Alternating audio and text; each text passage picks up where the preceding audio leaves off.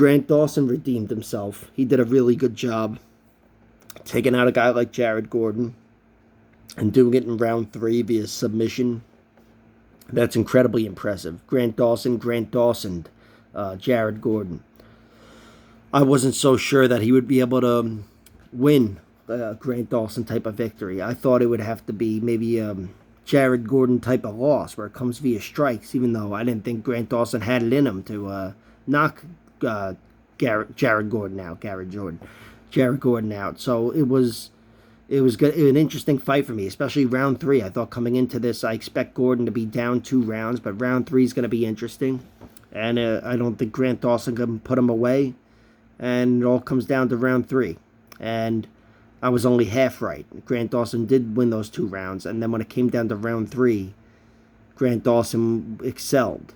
And he got that 3rd round rear naked choke. It was just great. It showed that he can fight his type of fight, even with a guy who's supposed to be a stylistically difficult matchup like Jared Gordon. Grant Dawson's got such strong grappling prowess. And for such a young fighter that, he's looking great. Despite the loss to the draw to Ricky Glenn, which was a win that slipped out of his hands, he really made a statement here. You don't want to have a 3rd round like that against Ricky Glenn and not perform well in round 3 in your next fight. So for him to get the finish was exceptional. It reminds me of Robbie Lawler. Robbie Lawler lost that 5th round to Johnny Hendricks in their first title fight. Hendricks won rounds 1 and 2. Lawler won rounds 3 and 4. And then Johnny Hendricks came out and Lawler had nothing at round 5. Defended a takedown for half a round, then gave it up and lost the fight.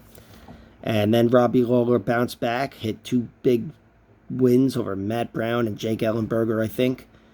And then he had his rematch against Johnny Hendricks, and he won the title with the round 5, a big round 5. And then he defended the title with a huge round 5 against Rory McDonald. Really a huge round 4, but round 5 is where he put him away.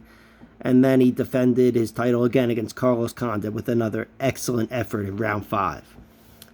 I don't know why I went off on this tangent, but I just wanted to say it's cool when fighters redeem themselves for something that's such a glaring question, coming from their last fight.